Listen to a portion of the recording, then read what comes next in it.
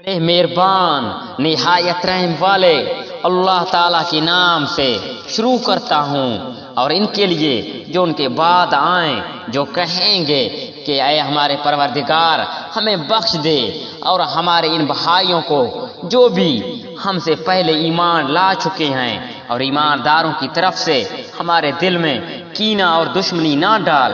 اے ہمارے رب، بے شک تو شفقت وہ مہربان کرنے والا ہے۔ کیا تو نے منافقوں کو نہ دیکھا کہ اپنے اہل و کتاب کافر بھائیوں سے کہتے ہیں کہ اگر تم جلا وطن کیے گئے تو ضرور ہم بھی تمہارے ساتھ نکل کھڑے ہوں گے، اور تمہارے بارے میں ہم کبھی بھی کسی کی بات نہ مانیں گے۔ اگر تم سے جنگ کی جائے گی تو باخدا ہم تمہاری مدد کریں گے، لیکن اللہ تعالیٰ گواہی دیتا ہے یہ قطعاً جھوٹے ہیں۔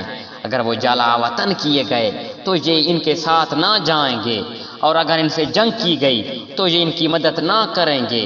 اگر بالفرض مدد بھی آ بھی گئی تو پیٹ پھیر کر بھاگ کھڑے ہوں گے، پھر مدد نہ کیے جائیں گے۔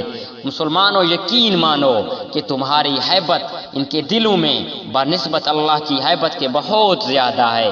یہ اس لیے کہ یہ بے سمجھ لوگ ہیں، یہ سب مل کر بھی تم سے لڑ نہیں سکتے۔ ہاں یہ اور بات ہے کہ قلعہ بند اور مقامات میں ہوں یا دیواروں کی آڑ میں ہو، ان کی لڑائی تو ان میں آپسی بہت سخت ہے۔ وہ آپ انہیں متحد سمجھ رہے ہیں، لیکن ان کے دل دراصل ایک دوسرے سے جدا ہیں، اس لیے کہ یہ بے عقل لوگ ہیں۔ یہ لوگوں کی طرح جو ان سے کچھ ہی پہلے گزرے ہیں، جنہوں نے اپنے کام کا وبال چکھ لیا اور جن کے لیے دردناک عذاب ہے۔ شیطان کی طرح کہ اس نے انسان سے کہا کہ کفر کر، جب وہ کفر کر چکا تو کہنے لگا میں تو تجھ سے بری ہوں، میں تو اللہ رب العالمین سے ڈرتا ہوں۔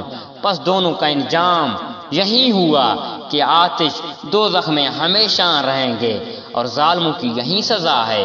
اے ایمان والو، اللہ تعالیٰ سے ڈرتے رہو، اور ہر اس شخص سے لے کر کل قیامت کے واسطے اس نے بھیجا ہے، اور ہر وقت اللہ تعالیٰ سے ڈرتے رہو۔ اللہ تعالیٰ تمہارے تمام اعمال سے باخبر ہے، اور تم ان لوگوں کی طرح مت ہو جانا جنہوں نے اللہ کے احکامات کو بھلا دیا تو اللہ نے بھی انہیں اپنی جانوں سے غافل کر دیا۔ ایسے ہی لوگ نا فرمان ہوتے ہیں۔ اگر ہم اس قرآن کو کسی پہاڑ پر اتارتے تو دیکھتے کہ خوف الہی سے وہ پشت ہو کر ٹکڑے ٹکڑے ہو جاتا۔ ہم ان مثالوں کو لوگوں کے سامنے بیان کرتے ہیں تاکہ وہ غور و فکر کریں۔ وہیں اللہ ہے جس کے سوا کوئی معبود نہیں، چھپے کھلے کا جاننے والا، مہربان اور رحم کرنے والا۔ وہیں اللہ ہے جس کے سوا کوئی معبود نہیں، بادشاہ نہایت پاک، سب عیبوں سے صاف، امن دینے والا، نگہبان، غالب، زور آور اور بڑائی والا پاک ہے۔ اللہ ان چیزوں سے جنہیں یہ اس کا شریک بناتے ہیں، وہیں اللہ ہے جو پیدا کرنے والا، وجود بخشنے والا، صورت بنانے والا، اسی کے لیے نہایت اچھے نام ہیں۔ ہر چیز خواہ وہ آسمانوں میں ہو خواہ زمین میں ہو اس کی پاکی بیان کرتی ہے، اور وہیں غالب حکمت والا ہے۔